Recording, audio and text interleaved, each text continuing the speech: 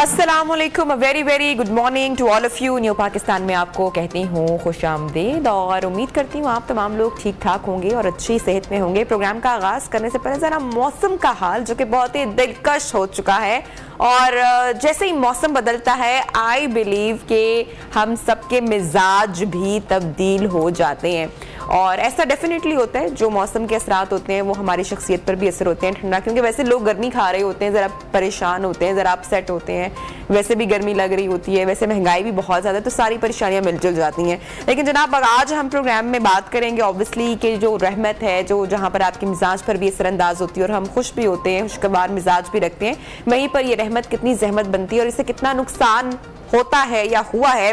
Proper वक्त पे अगर इकदाम ना उठाए जाए, मुकम्मल इंतजाम अगर ना किए जाएं, ऑब्वियसली इदारों की भी बड़ी जिम्मेदारी इसमें बनती है। तो जनाब आज हम उस हवाले से आपको बताएंगे कि मुल्क के जो तूलो अर्ज है वहाँ पर बारिशों का सिलसिला जारी है और कितना नुकसान हुआ है, इस हवाले से डेफिनेटली आपको बताएंगे। और साथ ही साथ प्रोग्राम में आगे चलकर आपको बताएंगे कराची सेफ सिटी का जो मंसूबा है उसका आगाज हो चुका है और इसके साथ साथ और भी बहुत कुछ है न्यू पाकिस्तान में। हाँ, खासकर चूंकि ईद उल अजहा अब करीब है बहुत और मंडियों में बहुत ज़्यादा रश लग चुका है और ऐसे में बारिश का होना लोगों का जो जाना है मवेशी मंडी में थोड़ा सा जाना तो है ऑब्वियसली, लेकिन थोड़ा सा लग रहा है कि वहाँ पे जो इंतजाम हैं उस तरह से नहीं, क्योंकि बारिश की वजह से मवेशी मंडी में भी ज़रा थोड़ा सा लग रहा है कि बद इंतजामी अभी लोगों को महसूस हो रही है। तो फर्स्ट सेगमेंट जनाब इसके हवाले से करेंगे और हम आपकी प्रोग्राम में आज मुलाकात करवाएंगे एक यूट्यूबर से जिनका नाम है स्ट्रॉन्ग उज़्मा और रिसेंटली दुआ ज़हरा के घर वो गई हैं जहाँ पर दुआ और ज़हीर रह रहे हैं, उस जगह पर वो गई। वो पूरे घर का मंजर उन्होंने कैप्चर किया इन हर मोबाइल फ़ोन और उसके बाद भी बहुत सारी बातें उन्होंने शेयर की हैं। वो क्या कहती हैं ये तो हम ऑब्वियसली जब उनसे बात करेंगे, मुलाकात आपकी करवाएंगे तो डेफिनेटली पता चलेगा। ताहम ये जो वीडियो है ये अभी सोशल मीडिया पर वायरल है क्योंकि उज़्मा ने ये 2 दिन पहले वीडियो अपलोड की है, लेकिन अभी तक उन्होंने किसी मीडिया चैनल से इस हवाले से बात नहीं की है। तो आज हमारे प्रोग्राम में जनाब ये भी होने वाली हैं। अच्छा, और इसके साथ साथ हम बात करेंगे बच्चों के हवाले से और नन्हा मुआज होगा हमारे साथ आज नियो पाकिस्तान में, क्योंकि जो हमारे मुल्क के बच्चे हैं वो बहुत ही टैलेंटेड हो चुके हैं, उनमें टैलेंट की किसी हद तक कोई कमी नहीं है। तो बड़े डिजिटल भी बच्चे हो चुके हैं क्योंकि डिजिटल टाइम है, हर एक के हाथ में फ़ोन है, गैजेट्स हैं, चीज़ें हैं, आईपैड्स हैं, एंड्रॉयड फ़ोन है। तो बच्चे ऑब्वियसली पैदा होते ही ये सारी चीज़ें उनको प्रोवाइड कर दी जाती हैं, तो वो कैसे नए नए रास्ते इससे निकाल लेते हैं जिनसे हमारी जो जनरेशन है वो ना वाकिफ है। तो आज जनाब मुआज जो है वो कितना टैलेंटेड है और क्या बताएगा, इस हवाले से भी हम बात करेंगे। और प्रोग्राम में आगे चलकर हम बात करेंगे कि पुलिस का ऑब्वियसली जो बेसिक है, जो बुनियादी काम है वो शहरियों को तहफ़्फ़ुज़ फराहम करना है। तो इस हवाले से अगर कोई जुर्म हो जाए तो मुजरिम की तलाश के लिए जिसके साथ जुल्म हुआ उसको इंसाफ फराहम करना ज़रूरी है। आज एक खबर हम आपके साथ शेयर करने वाले हैं प्रोग्राम में गुजरात से, और गुजरात में एक 25 साला हाफिज़ कुरान मोहम्मद असगर, जिसका ताल्लुक एक्चुअली मुल्तान से था लेकिन वो गुजरात के मुख्तलिफ इलाकों में अपनी दीनी खिदमत सर अंजाम दे रहा था। अब ये शख्स लापता हुआ है और इससे मुतल्लिक क्या स्टोरी है पूरी वो हम डेफिनेटली जानेंगे, डिटेल आपके साथ शेयर करेंगे गुजरात से। अभी हम जो प्रोग्राम का आगाज़ करने वाले हैं वो हम मंडी से करेंगे, मवेशी मंडी से करेंगे, बकरा मंडी से करेंगे। और फुटेज अगर आपके पास है प्रोड्यूसर साहब तो ज़रा चलाएं, ज़रा मंजर दिखाएं, ज़रा लोग देखें कि मवेशी मंडियों में इस वक्त सूरत हाल क्या, कितने प्यारे जानवर अब आप देखें ना, यहाँ पे ये दिख रहे हैं सफ़ेद रंग के, यहाँ पर आपको बड़े जानवर भी नज़र आएंगे, छोटे जानवर भी नज़र आएंगे, लेकिन आपको आपकी रेंज में नज़र ये नहीं आएंगे। सबसे मुश्किल बात यहाँ पर ये है, लेकिन अल्लाह ताला ने जिनको तौफीक अता फरमाई है उनकी कुर्बानियाँ कबूल हों आने वाले दिनों में इंशाअल्लाह ताला। और बकरों की जो प्राइसेस हैं दे आर टू हाई, आसमान से बातें करिए। वैसे ही इस वक्त आम शख्स के लिए महंगाई में रहते बहुत ज़्यादा बढ़ चुकी है महंगाई, तो अपने घर के मामलात कंट्रोल करना बहुत मुश्किल है और ऐसे में व्यापारियों ने दाम इतने ज़्यादा बढ़ा रखे हैं। हाफिज़ महबूब इस वक्त लाहौर की मंडी में मौजूद है, उनसे बात करते हैं। जी हाफिज़ महबूब बताइएगा कौन सी मंडी में मौजूद है, कितने दाम है, कुछ कम हुए हैं? हाँ जी बिल्कुल, इस वक्त मैं मौजूद हूँ सगियापुल मवेशी मंडी में, जहाँ जानवर तो बड़ी तादाद में मौजूद है, लेकिन बात की जाए इनके दामों की तो दाम जो है वो आसमानों से बातें कर रहे हैं। हमारे साथ कुछ शहरी यहाँ पे मौजूद है, वो यहाँ पे जानवर खरीदने के लिए आए हैं, लेकिन वो उनका गिला है कि यहाँ पे जो मंडी है वो काफ़ी ज़्यादा तेज़ है और कीमतें बहुत ज़्यादा हैं। हम उनसे बात करते हैं, जिसे बताइएगा आप यहाँ पे कौन सा जानवर लेने के लिए, कीमतें कितना ज़्यादा इनकी? भाई हम यहाँ पे वैरा लेने आए हैं और यहाँ पे कीमतें बहुत ज़्यादा तेज़ हैं कि बस समझ ले कि फटी पड़ी है। जिस बंदे से पूछ लो वो अपनी भी और हमारी भी औकात से भाई रेट मांग लेता है, और एक का पूछो वो 10,000 रुपये कम कर देता है, और जिसको कोई रेट लगाओ वो कहता है भाई आपने कुर्बानी नहीं करनी और ना ही हमने बेचनी है। अब आप यहाँ तो अच्छा, मुझे बताइएगा इसके अलावा जितने भी जानवर हैं उनके बारे में क्या कहेंगे? यहाँ पे जितने भी जानवर हैं उनके बारे में क्या, कितनी कीमत है इन सबकी? भाई ये 1.5 लाख वाले जानवर का 4-4 लाख रुपया 3-3 लाख रुपया मांग रहे हैं। आप बताएं हम क्या रेट की बताएं? हम अपनी रेंज से ज़्यादा रेट बता रहे हैं मगर वो अपनी औकात से ज़्यादा मांग रहे हैं। अब हम क्या करें बताएं? हाँ जी बिल्कुल, जैसा कि आपने सुना इनका कहना था, यहाँ पे लोग जो हैं वो आए तो हैं लेकिन मंडी बहुत ज़्यादा तेज़ है, और जो लोग जितने भी यहाँ पे उनका गिला यही है कि काफ़ी ज़्यादा महंगाई है। तो हमारे साथ कुछ और भी यहाँ पे लोग मौजूद हैं, उनसे बात करते थे। भाई आप बताओ कि कैसा कौन सा जानवर खरीदने के लिए, तो क्या रेट बताया उन्होंने? जी हम तो गाय खरीदने आए हैं, लेकिन बात वही पे आ जाती है कि उतने का जानवर नहीं होता जो ये रेट मांग लेते हैं। हर जानवर का 2 लाख 2.5 लाख। तो बात यह है कि हमें जो लगता है कि ये जानवर कम से कम ज़्यादा से ज़्यादा ये 1.5 लाख का होने चाहिए, लेकिन ये 2.5 लाख मांगते हैं, तो बात वहीं पे आ जाती है, फिर वो रेट नहीं होता। जी बिल्कुल, यहाँ पे भी लोगों का यही गिला है कि जो जानवर 1.5 लाख है उसका 2.5 लाख मांगा जाता है, जिसकी वजह से काफ़ी ज़्यादा महंगाई है। उनका यही कहना था कि हम कुर्बानी का जानवर खरीदने के लिए आए, लेकिन यहाँ पे महंगाई की वजह से जो है आज कोई भी जानवर यहाँ पर लेके नहीं जा रहे, क्योंकि भाव ताव ही नहीं हो रहा लोगों के साथ, तो काफ़ी महंगाई है। जी ठीक है हाफिज महबूब, आप यहाँ पर मौजूद हैं मंडी में और हमें बताए थे कि जो लोग हैं ऑब्वियसली बड़े परेशान दिखाई दे रहे हैं और डबल से भी ज्यादा प्राइसेस मांगी जा रही हैं, ट्रिपल रेट इस वक्त जानवरों के लगे हुए, दाम इतने ज्यादा बढ़ चुके हैं और जो आम आदमी है उसकी पहुंच से ये जो प्राइसेस हैं ये उसकी पहुंच में अब ये नहीं रही है और मामला बहुत बढ़ चुके हैं। और इस बार लग रहा है कि बहुत डिफरेंट सिचुएशन है। हर साल वैसे तो जानवर होता है, प्राइसेस हाई होती हैं, दाम बढ़ते हैं, लेकिन इस बार एक तो लंपी वायरस उसकी वजह से जितना वो फैला है, सिंध से पंजाब ट्रेवल किया है और जितने जानवरों को उसने मुतासिर किया है, उसकी वजह से जो छोटे जानवर है, खासकर जो बकरा है, उनकी जो कीमतें हैं वो बहुत बढ़ चुकी हैं। 80-80 हज़ार, 85 हज़ार, लाख तक का सिर्फ बकरा बेचा जा रहा है। और अगर बड़े जानवर की बात की जाए तो उसकी कीमतें भी बहुत ज्यादा बताई जा रही हैं, जो कि एक आम शख्स जो कि कुर्बानी की नीयत से यहाँ पर जा भी रहा है उसकी पहुंच से बाहर बताई जा रही है, जिसकी वजह से कदरे रश भी हमें मंडी में कम दिखाई दे रहा है। हाफिज महबूब से मजीद भी बात करेंगे प्रोग्राम में आगे चलकर। अभी जो है वो ईद कुर्बा में बहरहाल जनाब सिर्फ चंद ही दिन बाकी अब रह चुके हैं। इस हवाले से आपको एक मरतबा फिर से लाहौर की मवेशी मंडी लिए चलते हैं। अच्छा महबूब, मुझे बताइएगा कि यहाँ पर रश कितना है, कदरे कम है या कुछ बेहतर हुआ है? ईद में 2 दिन बाकी रह गए हैं। हाँ जी बिल्कुल, ईद में 2 दिन बाकी रह गए हैं। पहले दिन हम जब यहाँ पर आते थे तो रश नहीं होता, लेकिन आज जो है काफ़ी ज़्यादा रश यहाँ पे दिखाई दे रहा है और लोग जो है वो भाव ताव भी कर रहे हैं। लेकिन यहाँ पे जो बैलों और बकरों की कीमतों की बात की जाए वो आसमानों से बातें कर रहे हैं। उनका गिला है कि यहाँ पे कीमतें बहुत ज़्यादा। हमारे साथ यहाँ पे व्यापारी मौजूद है, उनसे बात करते हैं कि जानवरों की कीमतें इतनी ज़्यादा क्यों है। जी सर बताइएगा, आप जानवरों की कीमतें इतनी ज़्यादा क्यों ले रहे, क्या वजह है इसकी? नाजरीन, मैं यहाँ बकरे सेल करने आया हूँ।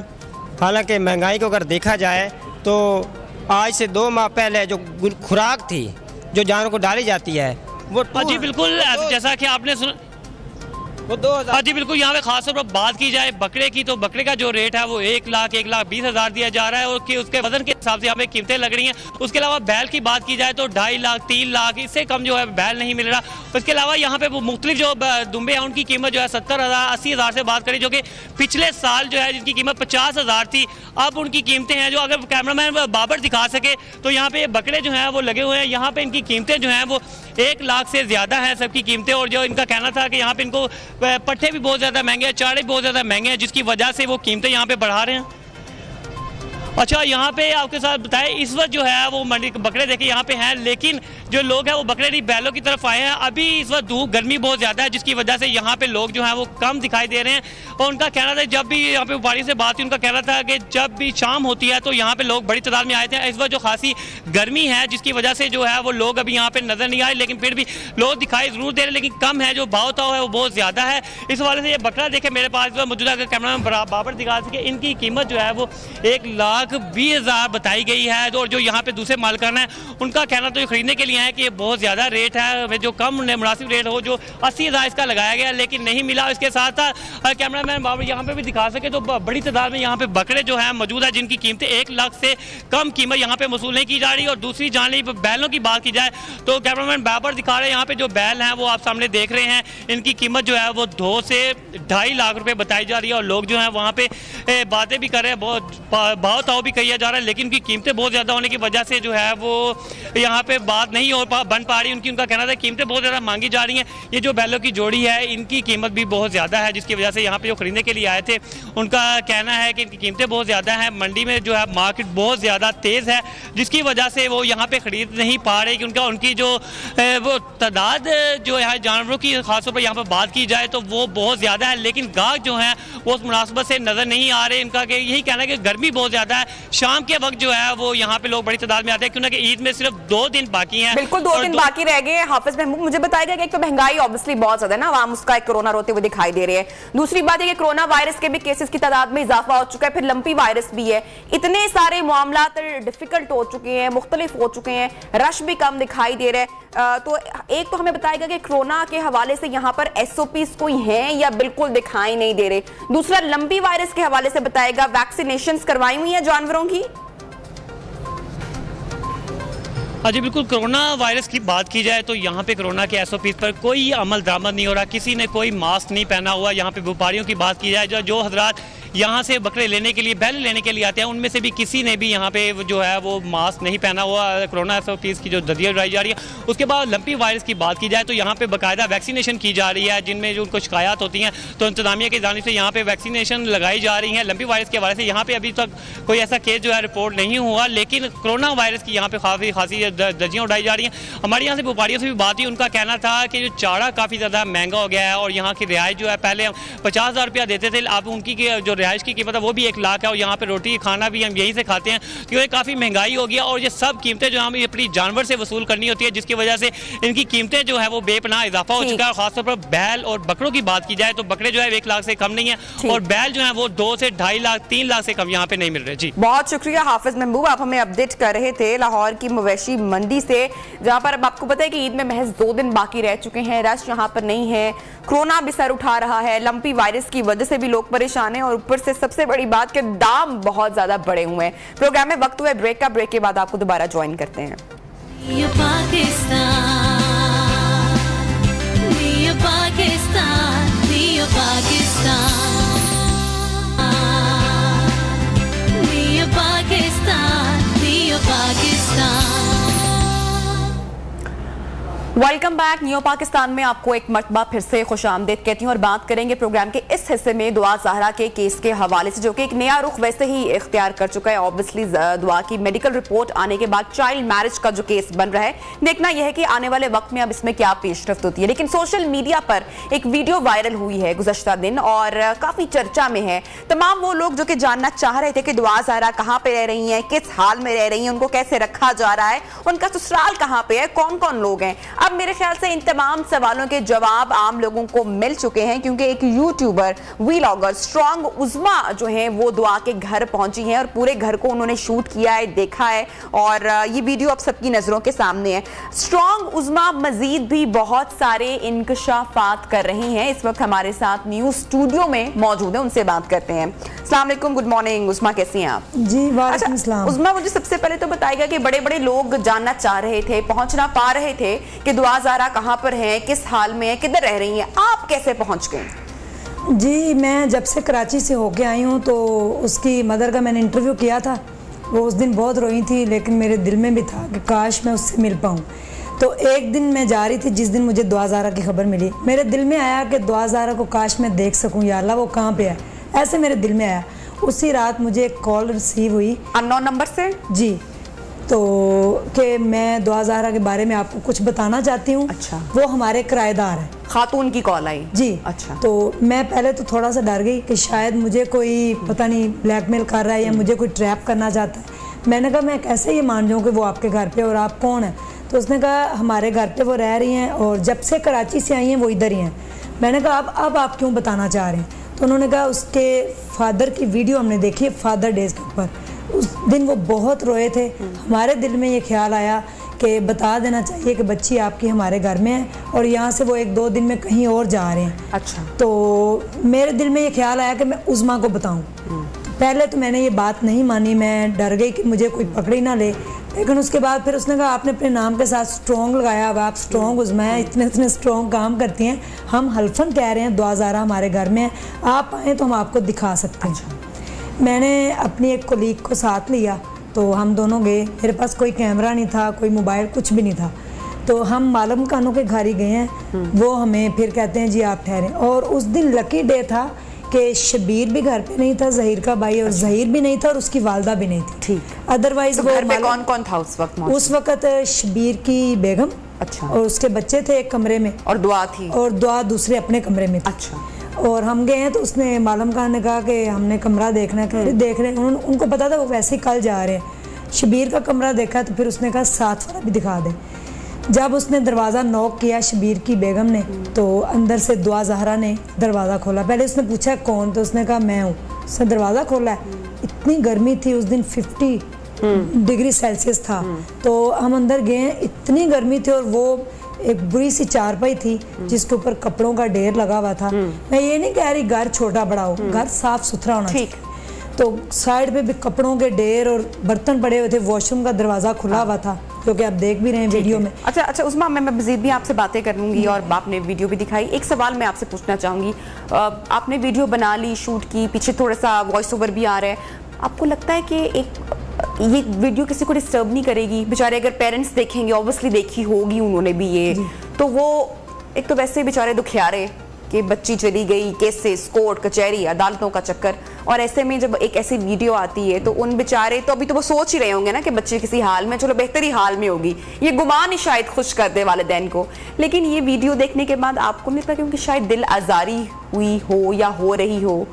बहुत ज़्यादा हुई, क्योंकि शी डजंट डिज़र्व, वो डिज़र्व ही नहीं करती उस स्टेटस को। ये अब स्टेटस का भी प्रॉब्लम आ गया क्योंकि वो बड़े नाजों से पाली उसकी माँ ने। अच्छा, आप दुआ के घर भी गई, आपने बताया कि आप उनकी वालिदा से मिली, वहाँ का माहौल, उनके घर का माहौल, उनका घर बार किस तरह से, और क्योंकि दोनों इन्वायरमेंट आप देख चुकी हैं, तो क्या फ़र्क आपको लगा? बहुत ज़्यादा डिफरेंस है क्योंकि वो बड़े नाजों से पली है। उसकी माँ ने ये बताया था कि उसको हाथ भी लगा देना तो वो कहती थी मामा मुझे दर्द होता है, और इस बात पे वो बहुत रोई थी। और ये इतनी गर्मी, उस कमरे के अंदर इतना हबस था, कोई उसको छोटी सी खिड़की थी, इतना यानी कि वेंटिलेशन भी नहीं थी, वहाँ पे वो बैठी हुई थी, मोबाइल उसके हाथ में था। मैं उसके पास जाके खड़े हो गई, मैंने उससे कोई बात नहीं की, ना ही मैं बोली। तो मोबाइल पे ऐसे उसको ग्लासेस नहीं लगे हुए थे, वीडियो देख रही थी। उसकी बहन छोटी की वीडियो गुजर रही थी और उसके वालिद की। और मालकमानों ने बताया कि उससे एक दिन पहले वो बहुत रोती रही है 4 घंटे तक। क्या वजह मालूम हुई? वजह ये थी कि लाइट नहीं थी, गर्मी बहुत ज़्यादा हो गई थी, और सुबह से लेकर शाम तक वो LCD के ऊपर सिर्फ अपने वालिद की वीडियोस देखती है। इसके अलावा टीवी के ऊपर कुछ नहीं चलता, सिर्फ उसके जो वालिद की वीडियो सारा दिन वो देखती है। अब ये पता नहीं उसके दिल में आ गया कि उसने गलती कर ली या जो भी, अब उसको एहसास हो रहा है। एतराफ़ भी किया उसने अपने एक रीसेंट इंटरव्यू में कि मैंने गलती की है, मुझे माफ कर लिया जाए। जी, तो ये मैंने वहाँ पे जाके देखा है। उसके बाद फिर मैं वहाँ पे 2 घंटे रुकी हूँ। फिर मालूम ने बताया है कि जिस दिन से ये कराची से हैं ये वहाँ पे है, और जिस दिन ये पहले दिन मुसलसल जगह तब्दील नहीं करे, उसी जगह पर मौजूद हैं, उसी जगह पे मौजूद हैं। और जिस दिन ये कराची से आई है उस दिन इसी घर में आई थी, फिर ये वहाँ से लेके उसको गायब हुए हैं। लेकिन इनको नहीं पता, इनको जब पता चला जब। लेकिन अब यहाँ पे उज़्मा, यहाँ पर एक बात काबिल गौर ये भी है ना कि जब देखे ना बच्ची गायब होती है और मीडिया में ये केस कितना ज़्यादा हाईलाइट हुआ, पुलिस ढूंढ रही है मुसलसल, यहाँ पे तो मालिक मकान की भी जो क्रेडिबिलिटी है उस पर भी क्वेश्चन मार्क लगता है कि उन्होंने क्यों ना पुलिस की मदद फराहम की, या उनको क्यों नहीं। ये पूछा आपने उनसे जी कि क्यों उन्होंने पुलिस की मदद की? जब 2 सूबों की 3 सूबों की पुलिस एक बच्ची को ढूंढ रही है तो ये वो वाली बात होगी ना कि दुआ को पकड़ना मुश्किल ही नहीं नामुमकिन है। वो इस तरह हुआ है कि जब मैंने उनसे पूछा तो उन्होंने कहा कि जब ये हमारे घर में आई है ना बच्ची शुरू में, उनको नहीं पता। अच्छा। उनको उस वक्त पता चला है जब पुलिस ने आके छापा मारा है। फिर पूरा महीना पुलिस उसी घर में रही। मैं इस बात पे एग्री नहीं करती। आप देखेंगे सिर्फ अगर चलें हम बात मान भी लेते हैं कि जो दुआ है वो कवर्ड थी या उसने अपना चेहरा ढांपा हुआ था और वो छुपा के रखा गया, लेकिन मालिक मकान को ये तो पता होगा ना कि जहीर इस घर का बेटा है, या मैंने जो अपना घर जिनको किराए पे दिया है इस घर में ये लोग रहते हैं। और जहीर की भी पिक्चर्स फोटोज मुसलसल मीडिया पर चलती रही। सो ये थोड़ी सी रिस्पॉन्सिबिलिटी का मुजाहिरा वहां से भी किया गया। बहरहाल चले, ये तो हमारा आप बताएं कि फिर आप नहीं, वो ना कहते हैं कि 1 महीने बाद हमें पता चला, 1 महीने के बाद पता लड़की भगा के लाए जब पुलिस की ड्यूटी रही है उस घर में। अच्छा। 2 सुबह पुलिस वाले होते थे, 2 शाम। फिर जब ये कराची से वापस आए तो इन्होंने कहा कि हमारा केस सॉल्व हो गया है। तो फिर मालूम का उन्होंने कह दिया केस सॉल्व हो गया। वो फिर टीवी पे देखते थे कि केस तो अभी सॉल्व नहीं हुआ। फिर उन्होंने बताया है। अच्छा, किसी तरह से आपको देख के लगा वो इन्वायरमेंट, वो माहौल देख के कि दुआ को जबरदस्ती यहाँ पे रखा गया है या किसी किस्म का कोई? अब देखें, मैं जब गई हूँ कमरे में तो वो बैठी हुई थी। जब हमने कहा कि थोड़ी सी वीडियो इसकी रिकॉर्ड कर लेते हैं तो उसकी जिठानी ने फ़ौरन उसके ऊपर चादर डाल दी, मास्क पहना दिया, उसको अपने पीछे छुपा लिया। हम वहाँ से 1 से 1.5 मिनट में बाहर निकल आए। अगले लम्हे उसका जो जहीर का बाइक कदीर है उसको बाइक पे एक बड़ी सी चादर डाल के लेके भगा के ले गए हमारी आंखों के सामने से अगले 2 मिनट के अंदर अंदर। तो वो क्यों भागे? अगर उनका केस सॉल्व हो गया था तो वहाँ पे हमने तो कोई कैमरा नहीं था, ना उनसे कोई बात की, फ़ौरन वो भाग गए थे और उसके बाद फिर वो वापस नहीं आए। तो मालूम कानों ने फिर हमें दिखा दिया। उन्होंने कहा अब आपको यकीन आ गया। फिर मैंने उसकी वीडियो इसलिए छोटी सी रिकॉर्ड कर ली थी कि कल को लोग कहेंगे कि आप झूठ बोल रहे हैं, तो मैंने इसलिए वीडियो रिकॉर्ड करके अपने पास रखी थी, जो कल मैंने ऑन एयर की और वो बड़ी वायरल हुई है उसका। अच्छा, मुझे ये बताएं मालिक मकान का क्या इंटरेस्ट रहा आपको बुलाने में, आपसे राब्ता करने में? वो कह रहे हैं वो ना बड़े सिंपल से लोग हैं, बड़े शरीफ लोग हैं, मदरसे में कुरान पाक पढ़ाते हैं और पूरे गांव को कुरान पाक पढ़ाया। ठीक। कहते हैं क़यामत के दिन हमने ये सोचा कि अल्लाह ताला ने पूछना है कि आपने अगर एक बुराई देखी थी तो क्यों ना उसको हाईलाइट किया, सिर्फ दिल में बुरा किया, हालांकि आपके पास सोर्सेज थे, तो क्यों ना बताया जाए। तो ये मेरे तक पहुंचा क्योंकि शायद अल्लाह ने ये मेरी मदद की है, उनके दिल में डाला, उन्होंने मुझे बताया और मैंने जाके इसको सॉल्व किया। अच्छा, घर में से किसी से भी आपकी किसी किस्म की कोई बात हुई? आपने बताया कि जेठानी भी वहाँ पर मौजूद थी, बातचीत करते हुए सुना उनको, आपस में आपने किसी किस्म की गुफ्तगू या कुछ भी? मैंने ना बस हमसे थोड़ी सी गलती हुई कि जब हम बाहर निकल रहे तो हमने कहा ये बच्ची कहीं देखी देखी लग रही है। अच्छा। हमने ये कहा। तो कहते ये मेरी कज़न है, गाँव से आई हुई है। अच्छा। उसकी जिठानी कहती शबीर की जो बेगम है। तो उसने फटाफट उसके ऊपर चादर दे के उसको मास्क पहना दिया। फिर उसको शक हुआ कि ये कहीं बता ना दें कि ये तो दुआज़ आ रहा है। जब मैं गई हूँ तो उसके हल्के पड़े हुए थे आंखों में, दुआज़ारा के मुंह अंदर ऐसे गया हुआ था और ग्रीन कलर की उसने बुरी सी शर्ट पहनी हुई थी और वाइट सा बुरा सा ट्राउज़र था।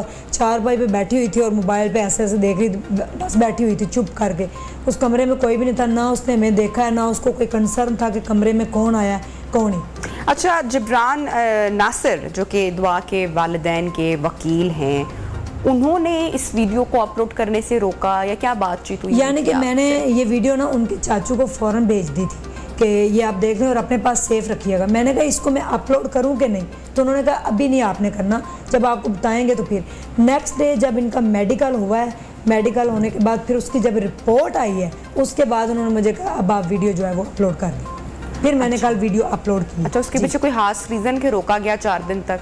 क्योंकि इसलिए कि लोग कह रहे थे कि दुआज़ारा को अगवा करने की कोशिश की गई है। उज़्मा जो है वो 5 से 7 मुसल्लह अफराद काले कपड़े पहने हुए असला लेके गए हैं और उसको खींचा। यहाँ पर इल्ज़ाम लगाया गया जी, और वो जख्मी भी हुई है, उसका ब्लड वगैरह भी निकला, लेकिन अगले दिन उसका मेडिकल हुआ था और उसमें ऐसा कुछ भी नहीं आया। ठीक है। Thank you so much Uzma that you joined us, और आपने हमें पूरा घर का एक मंजर भी बताया, पूरे मामले की मंजरकशी भी की कि वहाँ पर क्या हुआ और बच्चे किस हाल में थी। तो अब सबके सामने ही है, लेकिन माँ बाप के लिए, वालिदैन के लिए आई एम श्योर कि बहुत ही दिल खराश रहती होंगी वो तमाम खबरें, वो तमाम बातें जो कि सोशल मीडिया पर हैं, जो कि न्यूज़ मीडिया पर हैं। और आई होप और मेरी दुआ है कि उनके लिए आसानी हो। प्रोग्राम में वक्त हुआ है ब्रेक का, ब्रेक के बाद आपको दोबारा ज्वाइन करते हैं।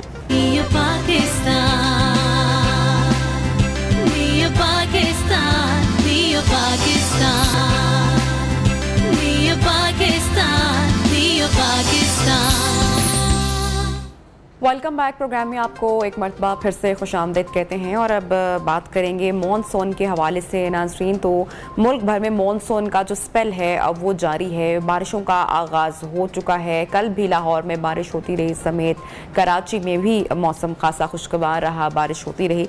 तो इस वक्त जो सिचुएशन है वो ये है कि कराची से लेकर खैबर तक, गिलगित तक मॉनसून की जो बारिशों का प्रॉपर आगाज़ हो चुका है और बारिश है, बादल है कि खुलकर बरस रहे हैं। बारिश से वसी पैमाने पर तबाही भी हुई है, नुकसान हुआ है, लेकिन सबसे ज्यादा जो नुकसान उठाया गया है वो बलूचिस्तान और गिलगित बल्तिस्तान के हवाले से सामने आ रहा है।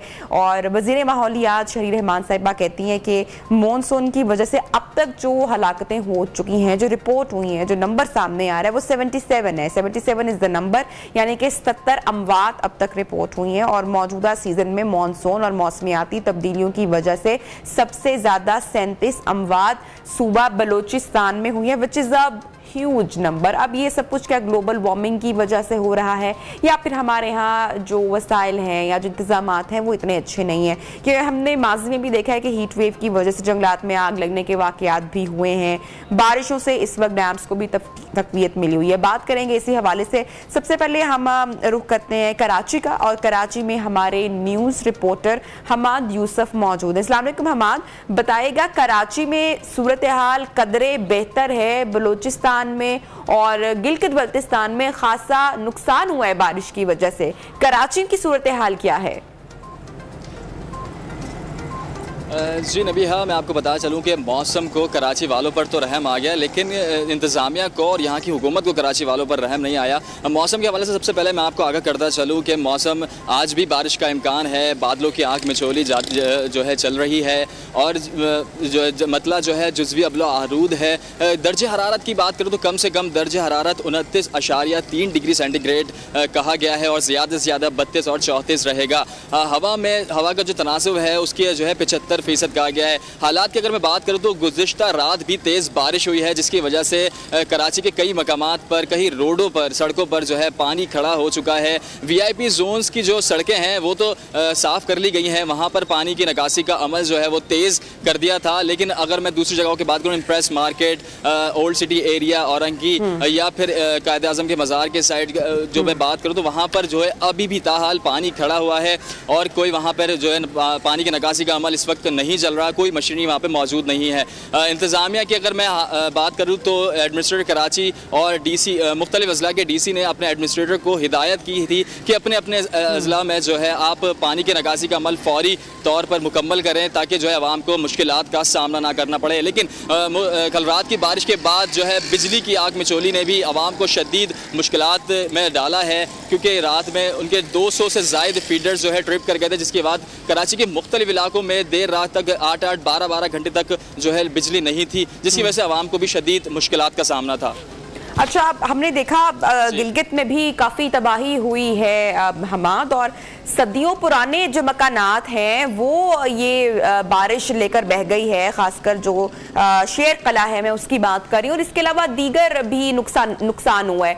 बलूचिस्तान में भी खासी बड़े पैमाने पर तबाही हुई। जो वज़ीर माहौलियात हैं वो 37 नंबर बता रही हैं सिर्फ बलूचिस्तान का, पूरा ओवरऑल जो नंबर बता रही हैं वो 77 बता रही हैं। कराची में सूरत हाल कदरे बेहतर तो है, लेकिन सिर्फ अपडेट के लिए था ऑब्वियसली नाजरीन के लिए। मुझे बताइएगा कौन से इलाके ज्यादा मुतासिर हुए हैं अगर हम सिर्फ कराची की बात करें, क्योंकि बाकी जगहों पर तो बहुत तबाही हुई है।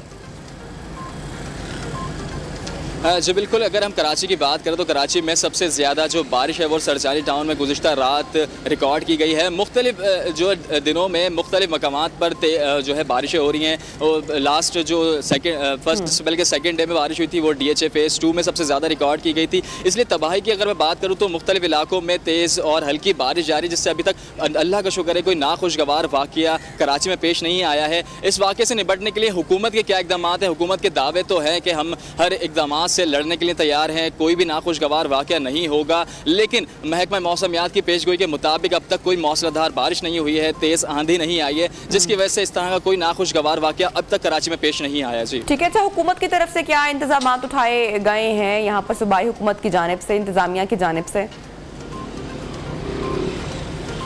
इंतज़ामिया की जानिब से और सूबाई हुकूमत की जानिब से बेहतरीन इंतजाम किए जा रहे हैं। बकौल उनके कि मशीनरीज यहाँ पर जो है सड़कों पर नकासी आप के लिए तैयार हैं। अब रेस्क्यू टीम्स यहाँ पर अलर्ट हैं। कहीं कोई नाखुशगवार वाक़या होता है, कोई हादसा पेश आता है तो रेस्क्यू टीम अलर्ट है यहाँ पर उनको जाने के लिए। जी ठीक है, हमारा यूसुफ साथ ही मौजूद रहेगा इस वक्त। Chaudhry Mohammad Aslam, director regional met, इस वक्त हमारे साथ इन कॉन्वर्सेशन है। बहुत शुक्रिया आपका चौधरी साहब कि आपने वक्त दिया प्रोग्राम के लिए। अच्छा, हमने जैसे कि पहले भी मैंने शेयर किया, गिलगित में तबाही हुई है, गिलगित बल्तिस्तान में, बलूचिस्तान में खासी तबाही हुई है। 70 अमवात अब तक हो चुकी हैं। जो बारिशों का जो नेक्स्ट स्पेल है उसमें कितनी पेशेंटगोई की जा रही है बारिशों के हवाले से, और कब तक ये सिलसिला जारी रहेगा? जी बिल्कुल, अभी तो ये मानसून का जो सेकंड स्पेल अभी जिसकी आपने बात की बलूचिस्तान में, तो ये जैसे गिलगित बल्तिस्तान में अभी जारी है।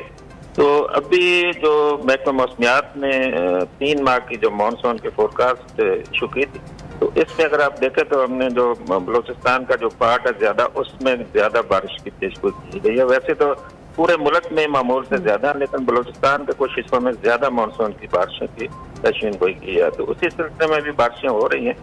तो अभी तो ये जो मानसून एक्टिव है पूरे मुल्क में एक्टिव है, लेकिन कोई 2 दिन बाद जो फर्दर एक्टिव होगा इसमें मजीद बारिशें होगी और अच्छी बारिशें हो सकती हैं। अच्छा चौधरी साहब, ये सब कुछ माहौलियाती तब्दीली की वजह से हो रहा है और इट वाज एक्सपेक्टेड के नॉर्मल है?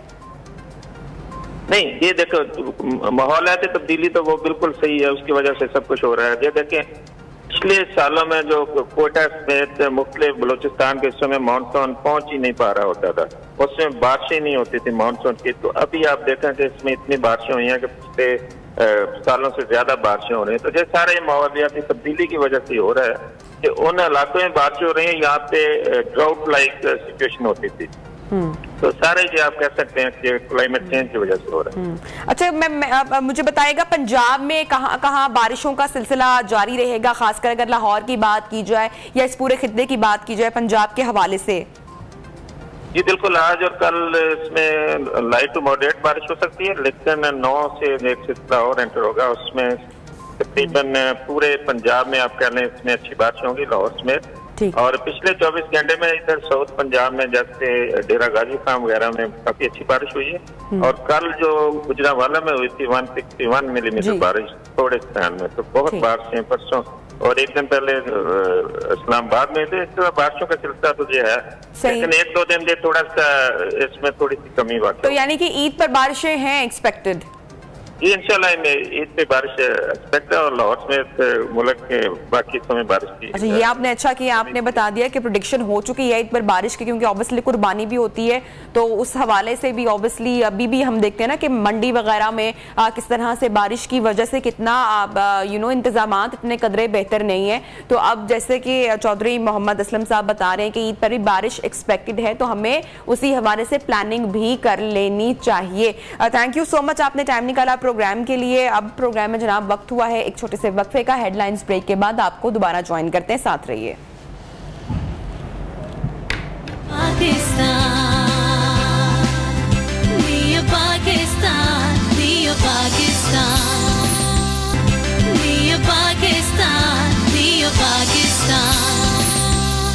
वेलकम बैक, नियो पाकिस्तान में खुशामदीद एक मरतबा फिर से। और आज हम आपको एक नन्हे मेहमान से मिलवाने जा रहे हैं इस सेगमेंट में, जो कि हैं तो उम्र में बहुत छोटे लेकिन काम बड़े बड़े अब करने लग पड़े हैं। तो जनाब हमारे आज के बड़े प्यारे मेहमान हैं, मुलाकात करवा रहे हैं हम आपसे अब्दुल रहमान की, और उनके साथ उनके फादर मौजूद हैं ज़ियाउल हक, जो कि म्यूज़िक टीचर हैं। सुरताल इनकी एकेडमी है और बड़े इनके सक्सेसफुल जनाब इनकी जो स्टूडेंट्स हैं उन्होंने बड़ा नाम बनाया है। हादिया हाशमी, फिजा बतूल इनकी स्टूडेंट्स रह चुकी हैं। तो अब अपने बेटे को ये जनाब स्टार बनाने लगे हैं। और हाल ही में अब्दुल रहमान का जो एक ट्रैक है वो भी हम आपके साथ जरा शेयर करते हैं, उसके बाद हम अब्दुल रहमान से गुफ्तगू भी करेंगे। Well done. अच्छा जरा मेरी तरफ फेस तो करें, मुझे अपना जरा चेहरा तो दिखाएं।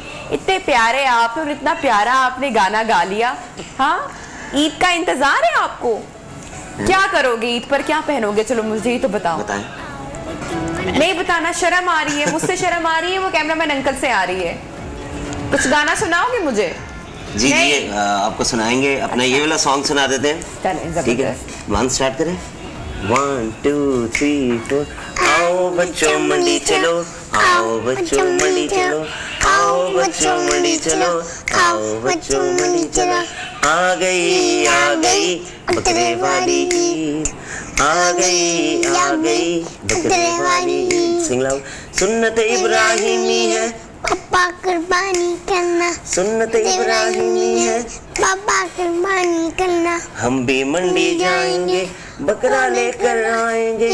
आ गई बकरे वाली ईद, आ गई बकरे वाली ईद। पापा से मैंने कहा था बकरा मुझको चाहिए, पापा से मैंने कहा था बकरा मुझको चाहिए। पापा ने वादा किया हम चलेंगे कल मंडी।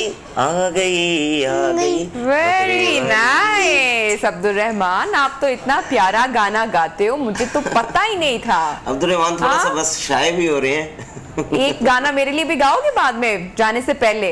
हाँ, फेवरेट सॉन्ग बताओगे कौन सा है आपका? आजकल जी इनका जो वैसे जो फेवरेट सॉन्ग चल रहा है वो पसूड़ी चल रहा है। तो सब बच्चों का ये फेवरेट गाना है। मेरे घर में भी माशाल्लाह बच्चे हैं और गाड़ी में जैसे ही बैठते हैं फरमाइश हो जाती है कि पसूड़ी डाल दो, और अब वो माँ बाप को पसूड़ी पड़ जाती है बेसिकली वो गाना सुनने की। पसूड़ी ने ओवरऑल पूरे वर्ल्ड में पसूड़ी डाल दी हुई है इस गाने ने। और ब्यूटीफुल ट्रैक। मान तो होमवर्क कर रहे होते हैं तो बस। अच्छा, मान निकनेम है? जी। अच्छा, ये प्यार से मामा इनकी पुकारती हैं या वैसे? सारे पूरे घर में यही के बोलते हैं। तो क्या ड्रीम्स हैं अब्दुल रहमान के और आपके खासकर इसको लेकर? जैसे मेरा प्रोफेशन म्यूजिक टीचिंग है और ये बहुत छोटे 1 साल के थे जब से हादिया मेरी स्टूडेंट है, फिजा, इनके सॉन्ग्स आ रहे थे तो ये बहुत छोटे से ही ना मतलब सॉन्ग्स वगैरह पिक कर लेना, जिस तरह बोलू में हादिया के अलावा मैं वो मापादा वगैरह सरगम वगैरह याद कर लेनी। तो बस वो जो छोटे होते से ही एक इंटरेस्ट था तो आप जगह क्यों ना राइट टाइम पे राइट एज में ही बच्चों को। और म्यूजिक अगर बच्चे में आ जाए तो इससे अच्छी बात। क्या फायदा होता है वैसे? लर्निंग के लिए बहुत ज्यादा है। अगर आप एक बच्चे को मैथ्स अगर सिखा रहे हैं तो वो इस तरह शायद बिल्कुल अगर वो शायद उस तरह नहीं याद करेगा, अगर वही मैथ्स का कुछ आप उसको राइम में बना के दे देंगे तो फौरन पिक कर लेगा। तो वैसे आसपास के लोगों ने बहुत नहीं कहा, हमारे आसपास के लोग बड़ा कुछ बोलते हैं ना, कह रहे अभी तो बहुत छोटा है, अभी तो स्कूल जाना है, अभी पढ़ाई में फिर कैसे दिल लगेगा, ये सारी बातें ये सुनी आपने? ये बातें ऐसे करते हैं बट मैंने कभी नहीं किया। तो क्या चाहते हैं आपके ये प्रॉपर प्रोफेशनल सिंगर आगे जाकर इंशाल्लाह जो अगर इनका इंटरेस्ट हुआ तो आप उसमें ऑब्वियसली हेल्प आउट कर सकते हैं? और ऑब्वियसली वो इंटरेस्ट मुझे नजर आ रहा है। कुछ बच्चे बोर्न आर्टिस्ट होते हैं तो वो चीजें मुझे उसमें नजर आती हैं इस वजह से। ये क्या कह रहे हैं बाबा, क्या कह रहे हैं? हाँ, सुनिए आपने उनकी बातें। अमान आप पसूड़ी सॉन्ग सुनाएंगे? चलें सिंग करें। 1 2 3 4 अगला जानी पसूड़ी घर बने लाउड आना सियो नहीं आया रास्ता ना दिखलाया दिल हमारा वे सहारा ख्वाहिशात अधूरी नू वारी में जावा मैं उन्हें बुलावा गल सारी ता होवे मेरे ढोल जुदाइयां दी तेनू खबर किवें होवे आ जावे दिल तेरा पूरा भी ना होवे। Wow, very nice. So Abdul Rahman, मुझे ये बताओ कि मामा से ज्यादा दोस्ती है या फिर बाबा के साथ? बाबा तो वो मामा तो सैड हो गई ना, फिर आपको देख रही हैं, वो तो देखिए वो रो रही हैं कि ये मैं क्यों नहीं हूँ अब्दुल रहमान की फेवरेट। हाँ, किसके साथ है ज्यादा? तो ज्यादा कौन? डांट किससे पड़ती है? शरारतें करती हो मामा से? और वो मामा क्या बोलती हैं जब डांटती हैं? तो एक मामा का वो जुमला होता है ना जो हमेशा बोलती रहती हैं, क्या कहती हैं? हाँ, मैं आपको बताऊं मैं क्या कहती हूँ अपनी बेटी को, मेरे पास आई हैव 2 बेबीज, पता है आपको? और जब भी वो शरारतें करते हैं आपको पता है मैं उन्हें क्या कहती हूँ? इधर देखो मेरी तरफ, मैं उनको कहती हूँ खबरदार।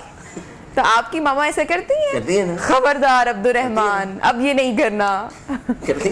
क्या फिर पता है वो मेरा बेबी तो कहता है बाबा, तो आप भी ऐसे करते हैं घर में? ओह, बाबा जी फेवरेट होते हैं हमारे, जो मर्जी कर लें।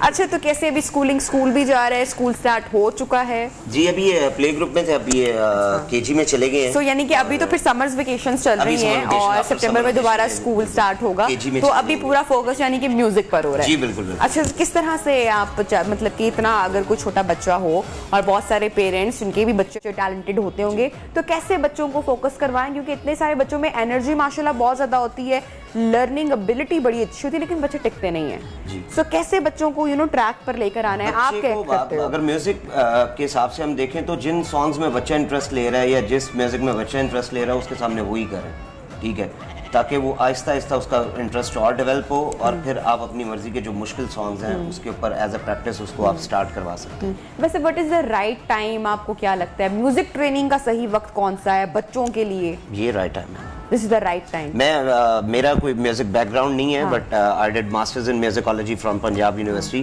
तो मतलब मेरा कोई फैमिली बैकग्राउंड नहीं था, तो मुझे लगता था, मैंने 9th-10th में था जब मैंने म्यूजिक सीखना शुरू किया, मुझे लगता था कि मैं बहुत देर कर चुका हूँ, तो इसलिए मुझे लगता है ये परफेक्ट है। अच्छा, कितनी इंटरेस्टिंग बात है कि आज से जो हमारी एक पहले जनरेशन थी आपके वालिद साहब की और जो उनके वालिद साहब, वो लोग बड़ा बड़ा मुश्किल होता था अगर बच्चों को कन्विंस करना, मतलब शायद आपको या आपके वक्त पे फिर भी थोड़ा सा एक्सेप्टेंस आ गई थी, लेकिन उससे पहले बिल्कुल सिंगर बनना है, म्यूजिक करना है, या मुझे याद है कि my mother she wanted to study in fine arts, तो मेरे नाना ने बोला कि अच्छा तुमने पेंट करना है, तो उन्होंने फिर बीएससी की, बड़ा वो मतलब के तंग हार के और साइंसेस पढ़े।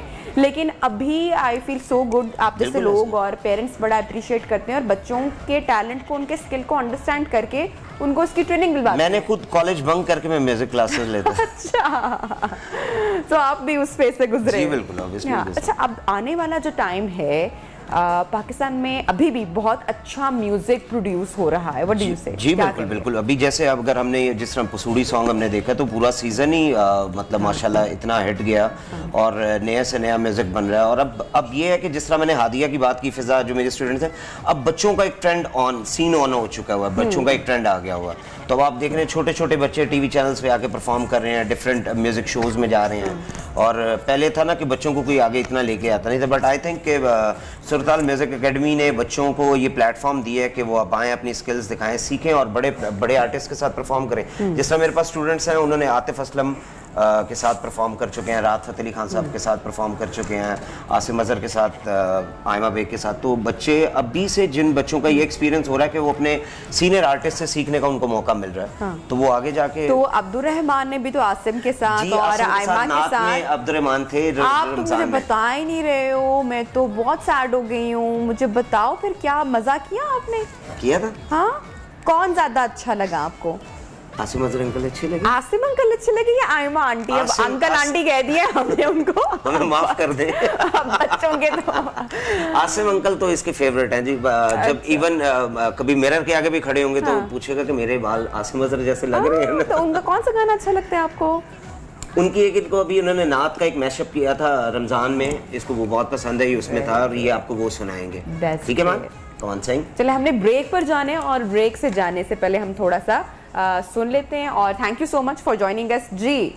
बेकस बेकरम कीजिए सरकार मदीना, गर्दिश में है तकदीर, भंवर में है सफीना, बेकस बेकरम कीजिए मुस्तफा जाने रहमत पे सलाम, शमाए बज़ में हिदायत पे लाखों सलाम।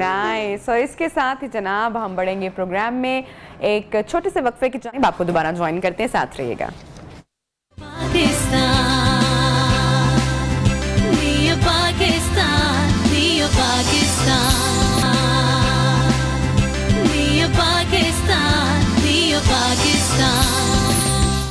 Welcome back. प्रोग्राम में आपको एक मरतबा फिर से खुशामदीद कहते हैं। और जनाब, जो पुलिस है उसका बुनियादी फ़र्ज़ होता है कि वो आवाम के काम आ सके, लोगों को मदद फराहम कर सके। लेकिन अगर कोई जुर्म हो जाए और किसी शख्स के साथ जुल्म हो जाए तो उसको इंसाफ फराहम करना भी पुलिस की अवलीन तरजीह है।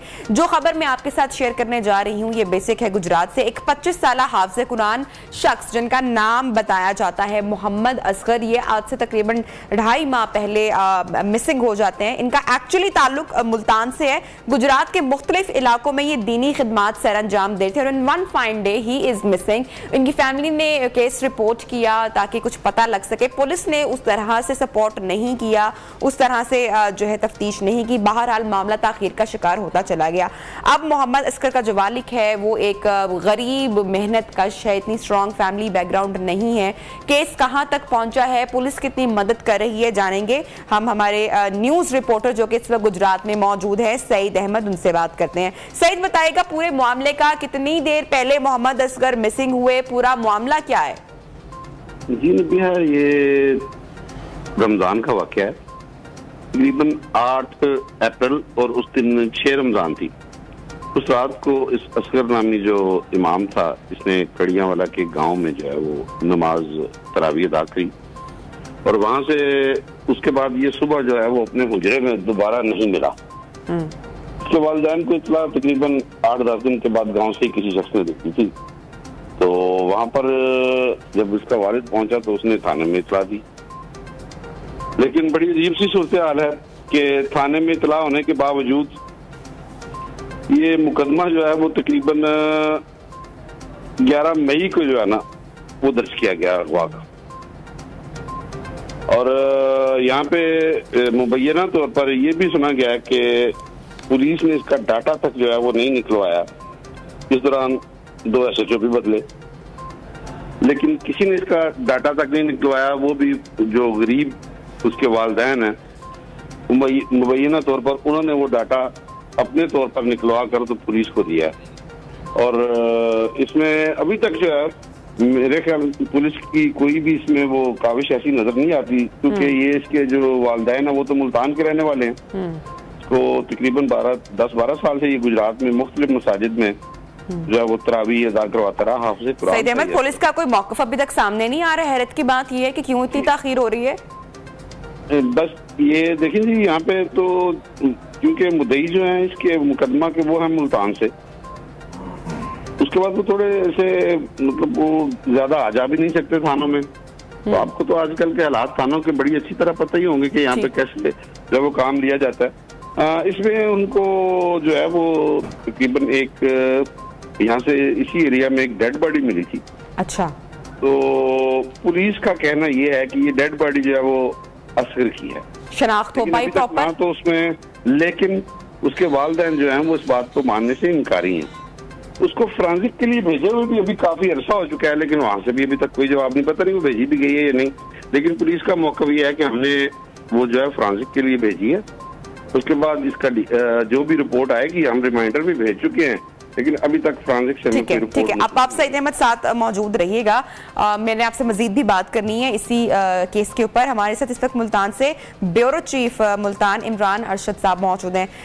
इमरान साहब, बहुत शुक्रिया ज्वाइन करने के लिए। मुझे बताइएगा फैमिली क्या बात कर रही है, पुलिस क्यों साथ नहीं दे पा रही, कोई खुदा ना खासा कोई दुश्मनी का वाकया तो नहीं है?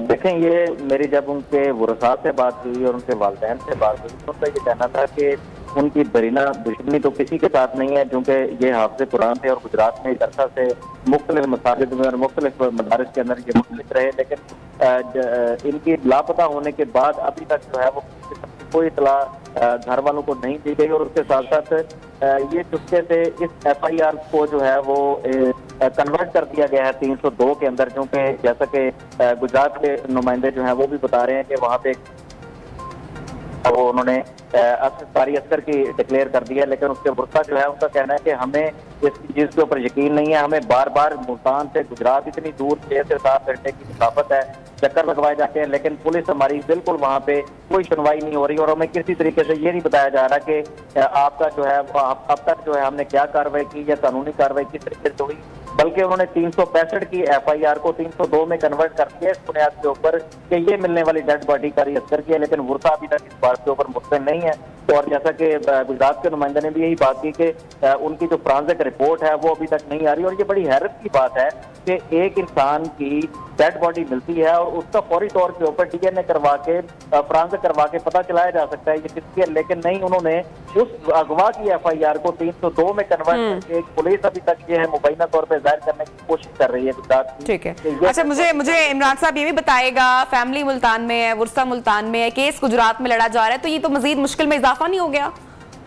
बिल्कुल मुश्किल में इजाफा हो गया। उनका कहना है कि हम गरीब लोग हैं, इतनी दूर से 6-7 घंटे की मुसाफत तय करके किराया लगा के हम वहाँ पे जाते हैं। वहाँ पे पुलिस है वो बिल्कुल हमारी बात सुनने को तैयार ही नहीं है। पुलिस का कहना है कि हमें कोई किसी किस्म का ना क्लू मिला है, ना कोई नामजद मुल्जमान है। हम अपनी तरफ से कोशिश कर रहे हैं कि किसी न किसी तरीके से इसको ट्रेस आउट किया जाए, क्योंकि इसको ट्रेस आउट करने का या तो CDR मोबाइल की निकाल के उसके कॉन्टेक्ट चेक किए जाए, पुलिस उधर भी कुछ नहीं कर रही। उसके साथ साथ बाकी जो फर्दर इन्वेस्टिगेशन है पुलिस वो भी नहीं कर रही। पुलिस में ये सबसे हैरत वाली बात इसके अंदर ये है कि बगैर वर्षा को बताए हुए या उनके नॉलेज में लाए हुए 365 की FIR को 302 में कत्ल में कन्वर्ट कर दिया और वर्षा को अभी तक इस बात का ठीक है। बहुत शुक्रिया इमरान अरशद, ब्यूरो चीफ मुल्तान, और गुजरात से सईद अहमद हमारे साथ मौजूद थे, केस से मुतालिक हमें अपडेट कर रहे थे। प्रोग्राम में वक्त हुआ है ब्रेक का, और ब्रेक के बाद आपको दोबारा ज्वाइन करते हैं, साथ रहिए।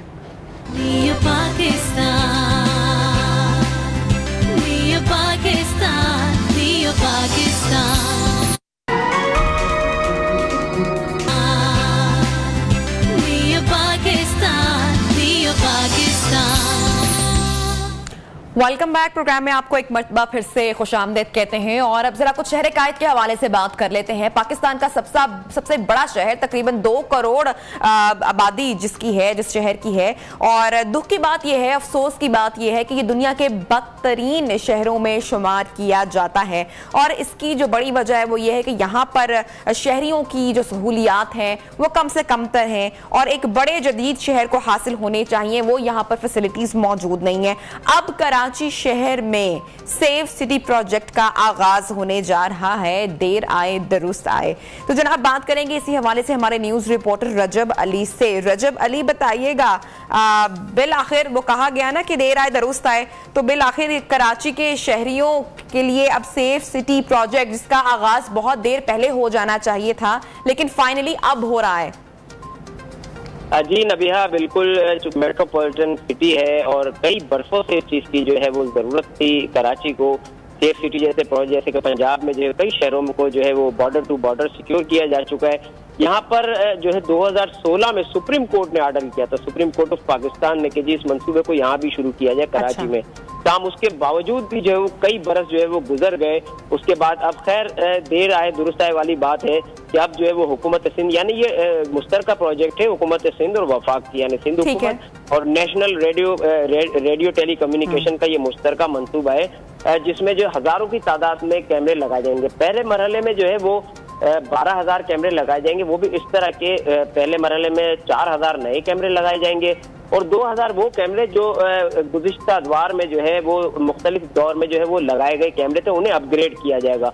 इस तरह पहले 6,000 कैमरे उन हॉट स्पॉट्स पे लगाए जाएंगे जहां पर जो है वो ये चीज़ें जो नोट की जा रही हैं कि वारदातें जराइम की जो है वो स्ट्रीट क्राइम या हाउस रॉबरी वगैरह जो है जिन इलाकों में जिन हॉट स्पॉट पर ज्यादा है, उन हॉट स्पॉट्स पर जो है वो पहले 6,000 कैमरे और फिर उसके बाद मजीद जो है वो 6,000 कैमरे।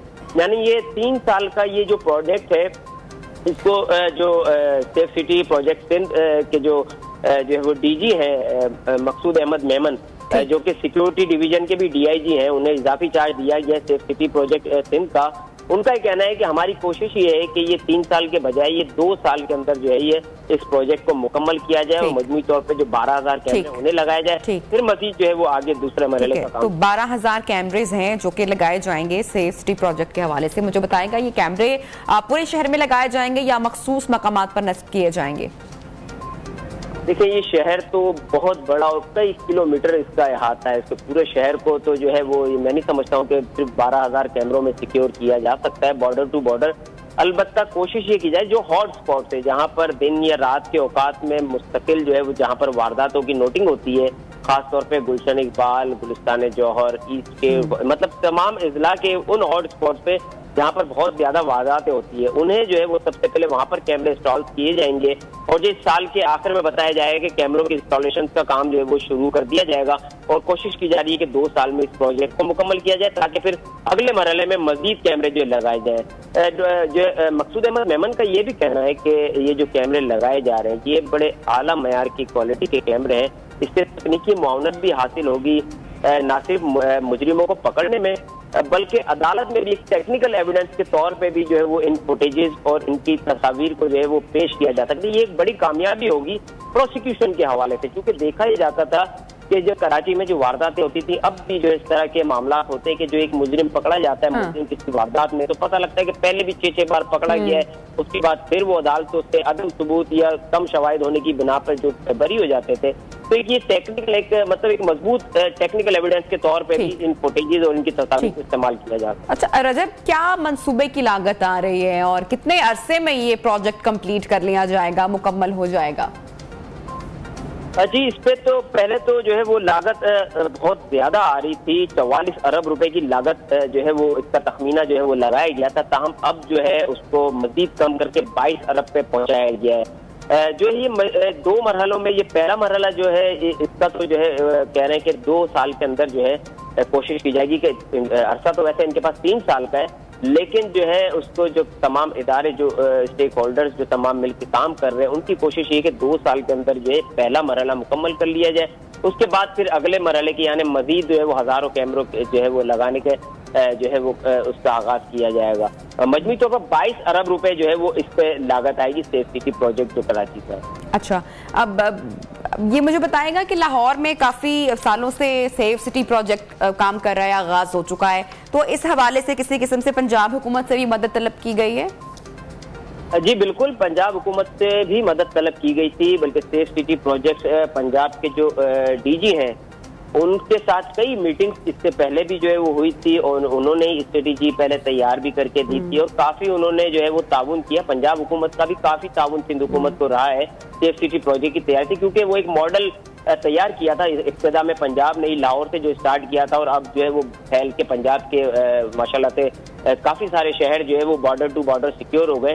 तो ये जो मॉडल था कि ये पंजाब से ही जो है वो इनहेरिट किया गया है और अब जो है उसको सिंध में भी जो है उसका बाकायदा तौर पर आगाज किया जा रहा है। बहरहाल इट्स अ गुड इनिशिएटिव, बहुत अच्छा कदम उठाया जा रहा है। कराची जैसे बड़े शहर को महफूज करने के लिए सेफ सिटी प्रोजेक्ट का होना बहुत ही जरूरी रहा है। रजब, मुझे बताएंगे 2016 में इसको इम्प्लीमेंट होना था, ये मंसूबे का आगाज होना था, लेकिन क्यों नहीं हुआ? इसकी मुख्तलिफ वजूहात थी, कभी जो है वो फंड का मसला था या सियासी मामला भी हो सकते हैं इसके बीच में और कुछ तकनीकी जो है वो मामला भी हो सकते हैं। इस हवाले से हमने कई मरतबा जो है रफ्ता रफ्ता मुख्तलिफ प्रेस कॉन्फ्रेंसिस में या मुख्तलिफ वाक़यात इंसिडेंट में सिंध हुकूमत से भी इस हवाले से सवालात किए गए, तो उन्होंने कोई खातिर ख्वाह इस हवाले से जवाब नहीं दिया कि आखिर वो कौन सी वजूहात थी जिसकी वजह से जो है, या तो मैं ये समझता हूँ कि पिछले 4 साल जो ये गुजरे हैं इमरान खान गवर्नमेंट के, तो उसमें तो जो है वो हुकूमती जो कशमकश जो चल रही थी। ठीक है, ठीक है रजब अली, बहुत बहुत शुक्रिया, आप हमें बता रहे थे पूरे सूरत हाल से मुतालिक और डेफिनेटली बड़ा मंसूबा है सेफ सिटी प्रोजेक्ट का आगाज बहुत अरसा पहले हो जाना चाहिए था, लेकिन अब क्वेश्चन मार्क है कि क्या कराची जैसे शहर में जहाँ पर वैसे ही फैसिलिटेट इतना नहीं है आवाम को किया जाता है, बहुत सारे मंसूबे